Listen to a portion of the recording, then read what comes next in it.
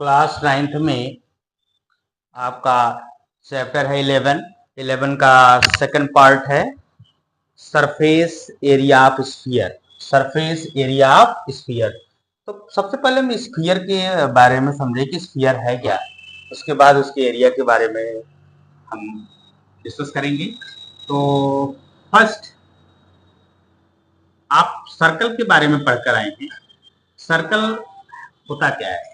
Circle ये many points जो एक निश्चित डिस्टेंस पर इस सेंटर से स्थित होती हैं, ये क्या कहलाता है? सर्कल कहलाता है। तो अगर ये सर्कल है, इस सर्कल को अगर हम देखें ध्यान से, अगर सर्कल को हमेशा पकड़कर ऐसे से घुमाएं तो ये पूरा एक ज्योमेट्री ऐसी फाइंड होती है, एक ऐसी ज्योमेट्री बन जाती है जैसे जिससे आप बॉल लिए हैं, तो बॉल को आप घुमाते हैं तो आप देखते हैं कि इस तरीके से जो है, तो ठीक उसी प्रकार से हम ये सर्कल है, अगर हम इसको यहाँ से पकड़ करके से घुमाएं तो एक ऐसी ज्योमेट्री फाइंड होती है कि जो कि स्फीयर कहलाती है। ये अच्छा, ये इसका रेडियस, और इस सर्कल की जो एरिया होती है क्या होती है? Pi are square. सर्कल की एरिया क्या होती है? पाई आर स्क्वायर होती है। अच्छा, ये जो जब हम सर्कल को ऐसे पकड़ के घुमाएं तो ये एक इस तरीके से जो है ज्योमेट्री फाइंड होती है।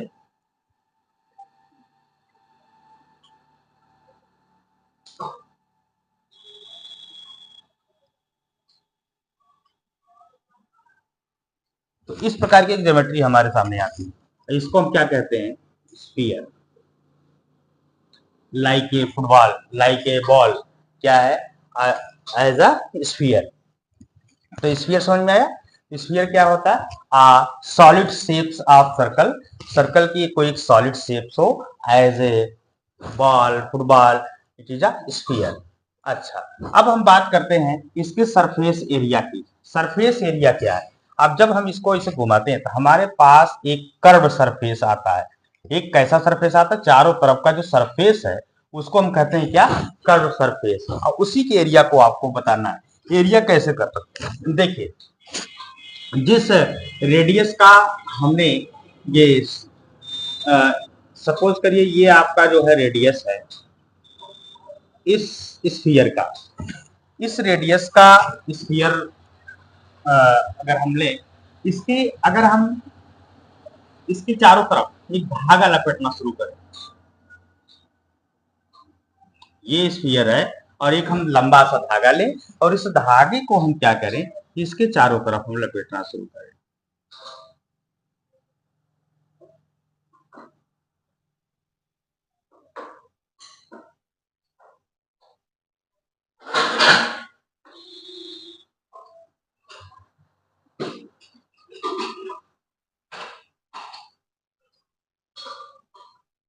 इसके चारों तरफ जब धागा लपेट ले जाते हैं पूरी तरह से, पूरा इसका जो एरिया है वो धागे से हमको लपेट देना है।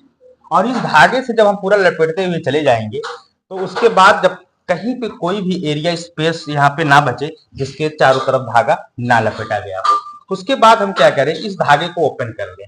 ठीक, जब ओपन कर लेते हैं तो जितना रेडियस स्फीयर का था, इसी स्फीयर की रेडियस के बराबर इक्वल ही हमको सर्कल बनाने हैं उसी धागे से। उसकी जो धागे की लेंथ है, जितना आपने कट किया इसमें से, जो लपेटने के बाद जो लपेटा गया, और फिर जितनी लेंथ हुई उस धागे की, उस धागे को इतनी ही रेडियस की, जितनी रेडियस आपका ये स्फीयर था जिसके चारों तरफ आपने धागा लपेटा, उसको आपने इसको अगर जो है धागा लपेटा, उस धागे को तो ओपन किया, उसके बाद इतनी ही रेडियस के आप सर्कल बनाते हैं। तो आप ये देखते हैं कि ये जो सर्कल बनता है इससे 1 2 3 एंड 4, हम देखते हैं कि उतने ही रेडियस का यहाँ पे उस धागे के द्वारा कितने सर्कल बनते हैं? 4 सर्कल बनते हैं। कितने सर्कल बनते हैं? 4। तो सरफेस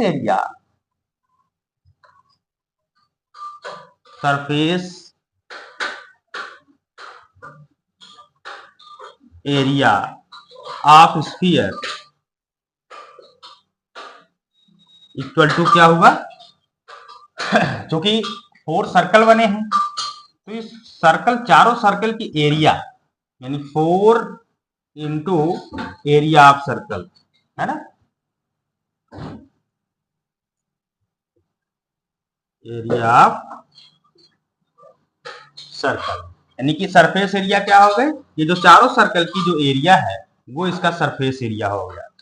तो एरिया ऑफ सर्कल क्या होता है, pi are square, 4 into pi are square equal to क्या हो गया, 4 पाई आर स्क्वायर।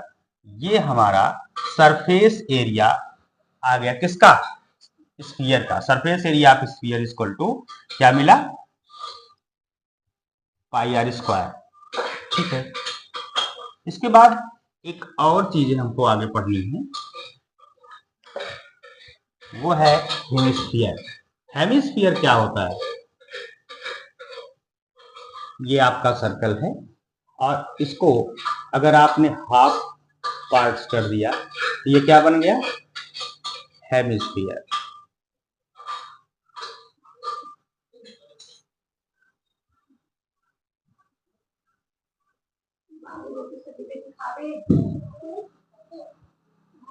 ये आपका क्या बन गया, हेमिस्फीयर। और हेमिस्फीयर देखिए, हेमिस्फीयर क्या होता है, अब हेमिस्फीयर का अगर हम सरफेस एरिया फाइंड करें तो सरफेस एरिया, ये जो कर्व सरफेस एरिया है, एक मिनट इसको जरा सा दूसरे फिगर से हम समझने का कोशिश करेंगे।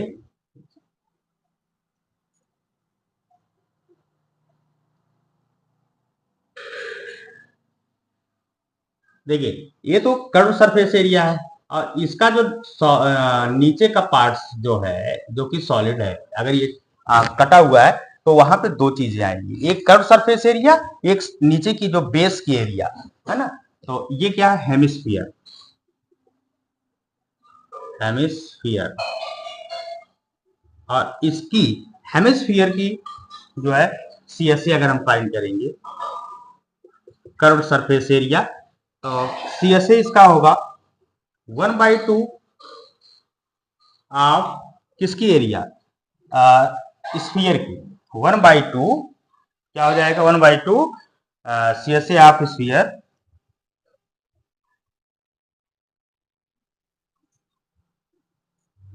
CSA of sphere.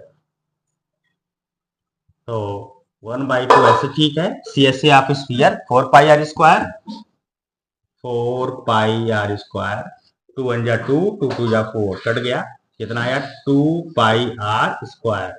तो अगर हमें स्फीयर की, हेमिस्फीयर की सीएसए निकालना है हुआ, हेमिस्फीयर की सीएसए क्या होगा, 2 pi are square. 2 pi are square ये क्या होता है, सीएसए होता है किसका, हेमिस्फीयर का। नंबर एक बात।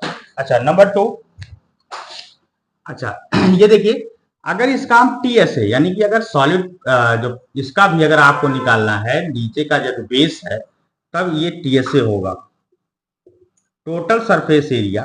Total surface area of hemisphere is equal to CSA of hemisphere plus area of base. TSA is equal to CSA of hemisphere plus area of base. अब बेस कैसा है, सर्कुलर है, सर्कल है, तो CSA of hemisphere क्या हो गया, 2 pi are square, 2 pi are square plus area of base क्या है, pi are square, pi are square. अगर हम ये देखें, क्यों, सीएसए ऑफ हेमिस्फीयर, हेमिस्फीयर जो इसका सीएसए हम निकालेंगे, जो आपको निकालकर 2 पाई आर और प्लस एरिया ऑफ बेस, इसका एरिया जो नीचे का सॉलिड प्लेस है, ये सर्कुलर है, पाई आर स्क्वायर। तो 2 पाई 1 पाई कितना हो गया, 3 पाई आर स्क्वायर। तो ये टीएसए कितना हो गया, 3 पाई आर स्क्वायर। तो ये आपको 3 फार्मूले मिले हैं, surface area of sphere 4 pi are square, hemisphere का सीएसए या CSA of hemisphere 2 pi are square, और total surface area of hemisphere equal to 3 pi are square. Sphere में टीएसए की कोई जरूरत नहीं है, क्योंकि ये पूरी तरह से जो है चारों तरफ से क्या होता है, स्फीयर होता है। इस वजह से इसके टीएसए की जरूरत नहीं है। तो ये 3 फार्मूले मिलेंगे, इसी तीनों फार्मूले से हमें आगे की क्वेश्चंस जो है सॉल्व करने हैं।